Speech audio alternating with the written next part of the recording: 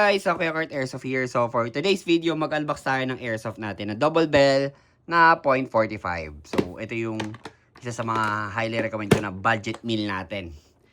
So upload ko lang ito sa Google Drive. Ito guys, super compact lang nito, sobrang liit lang. So may video na ako nito before sa TikTok natin. Ayan, sobrang liit niya lang, no? So if naghanap kayo especially sa mga girls or yung mga mahilig sa mga compact at saka maliit lang, pwede nyo consider to. So, full metal unit siya. Upon inclusion naman ito, kasama na yung green gas, yung bala, yung hard case kasama. Then, meron siya mga kasama cleaning rod at saka yung extra nozzle. Okay, so, Detonics, may marking siya .45. Ito yung serration sa slide. So, maliit lang yung sights niya. Yan. So, sobrang liit lang niya talaga. Yan. So, open chamber natin. Gumagana yung slide lock. Okay, then ito yung outer barrel niya. So, moving talaga to kasi hindi siya fixed barrel. Then, ayan. So, ito yung mag release niya, guys.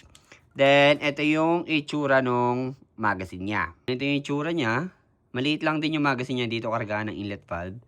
So, yung spring, check natin kung matigas. Medyo matigas, pero okay din naman. So, pag maglalagay kayo ng BBs, ganyan. Okay, so, maliit lang din yung capacity niya. Ng konti lang malalagay na BBs, pero good to go din naman siya.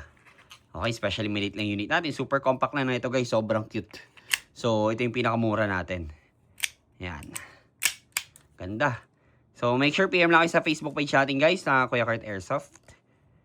Kuya Kurt Airsoft Toys. Tsaka make sure nakafollow kayo sa ating TikTok account na Kuya Kurt Gel Blaster. Tsaka Kuya Kurt Airsoft. Ayan. So, highly recommend to guys sa mga naghahanap ng maliit or super compact na unit. O, ito yung kamay ko. Ito yung palad. O, sobrang liit niya lang. So, pag hinawakan ko siya, yan. Halos sakop na lahat. So, ito yung pala itsura nung hand grip niya.